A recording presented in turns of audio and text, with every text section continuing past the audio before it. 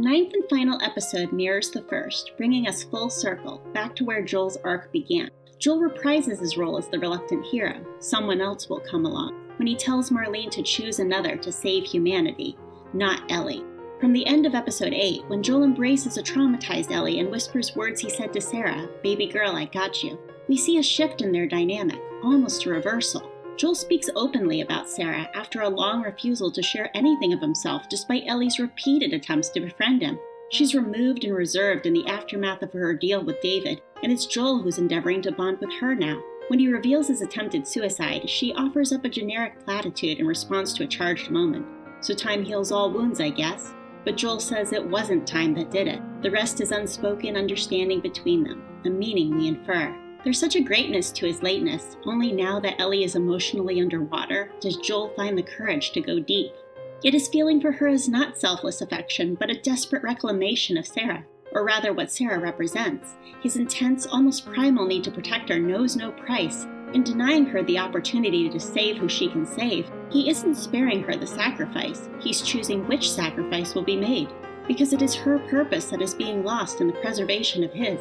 It is her heroic journey that is ending in the service of his happily ever after. Unlike Bill, whose mature love moves him to let go of Frank, Joel will not release Ellie. He has yet to learn that respect, and so he carries her like he carried Sarah, a destroyer of worlds and decider of fates. In this, he is not so dissimilar to David, whose identity was founded in fatherhood, who wanted a biblical Eve in Ellie to help him rebuild the earth in his image. Joel won't allow Ellie to exercise free will. For that, she would need the forbidden knowledge of what a cure requires. It would cost Ellie her life, but it would cost Joel everything.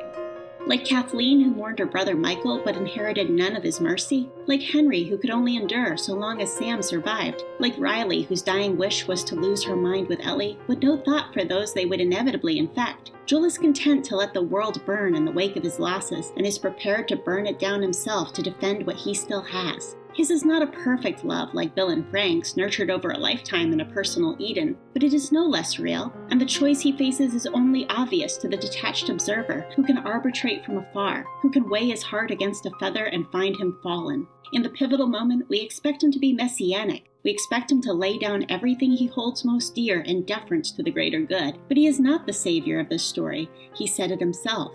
It was Ellie who saved him.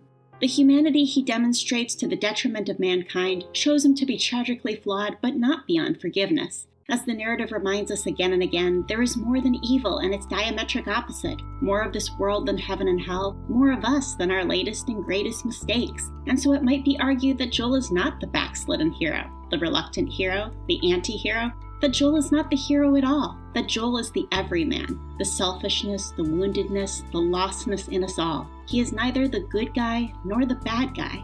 He's just a guy trying to be okay.